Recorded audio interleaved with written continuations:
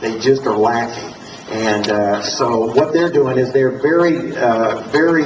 they're unbelievable people, and they're actually putting things together that is going to be hopefully ready in about 6 months, where it will be a really, I think, interesting as well as somewhat entertaining presentation on the Constitution.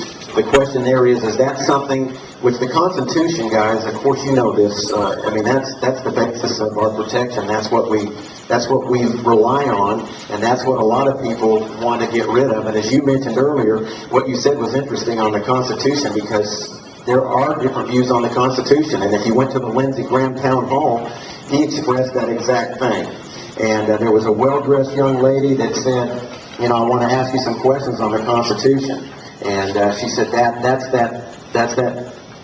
that instrument that you've pledged to protect and to uphold. And she said, how do you view the Constitution? And he said, well, people view the Constitution differently. And he said, you know, which is a good thing. Not me, I'm not saying that, I'm Lindsey Graham quoting that. Which is a good thing, because, you know, you got those who view it as it was written by the Founding Fathers, and then you have those who view it as a living document. In other words, you should be pitching stuff off of it and pinching new stuff on there and etc. So it's just a living document to a lot of people. And he said, and that's a good thing, because then that brings us into some middle ground, which is always the best ground. And of course, I can hear the earth rumble with Founding Fathers turning over. But that's what he said. And I wanted to get down there to Lindsey Graham at the end of that town hall meeting. And we actually did a couple things to rattle him a little bit. But when I got down there, she had beat me to him just by less than a minute. And I only got to hear his response to her, but his response to her was, listen, I'm sorry, we just view the Constitution differently. And that's what he told her. And I just, one thing that I wanted to say to him was, at that time, I got to look at the little guy, and he looked up at me with that politician smile, like coming off of her like that, and he came up with that politician smile, and I looked down at him, and I just said, Lindsey, there's a Tea Party storm coming.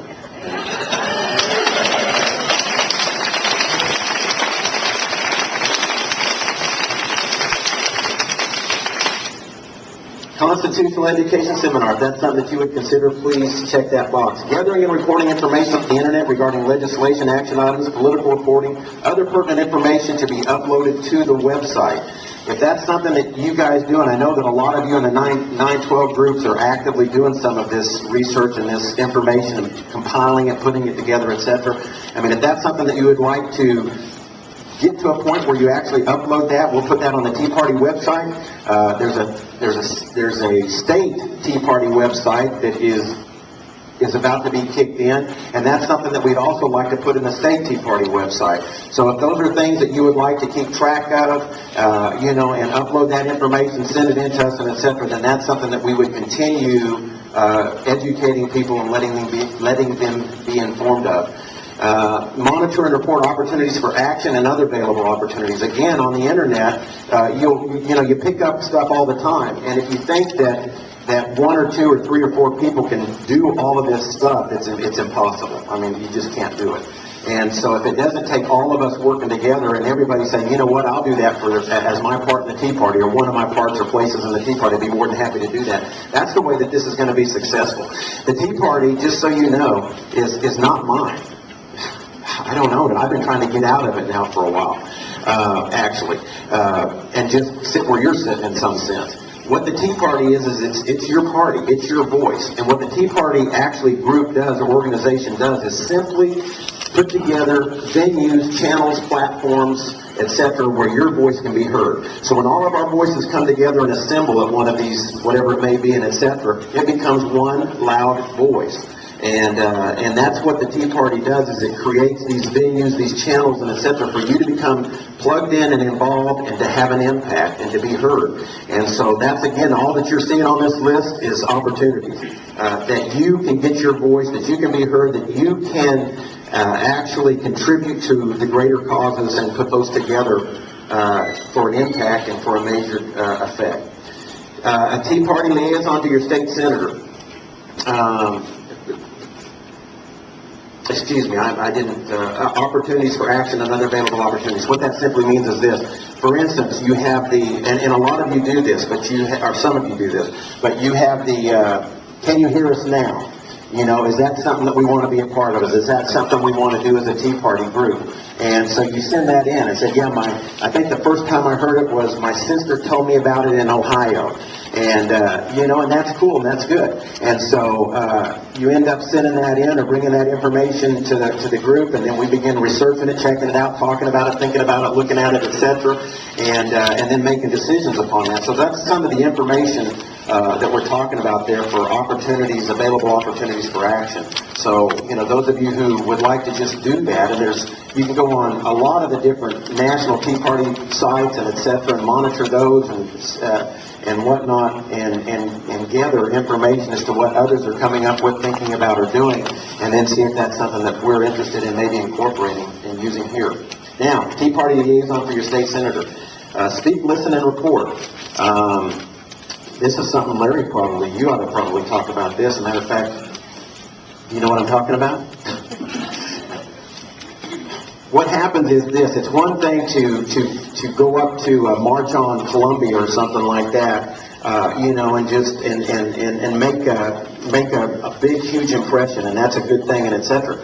But when you're able to send a group, a small representation of your system of principles, etc., to your state representative, then that goes a long way. And so what we're looking for and wanting is people who would well represent the Tea Party movement to your state representative, to your senator in your district.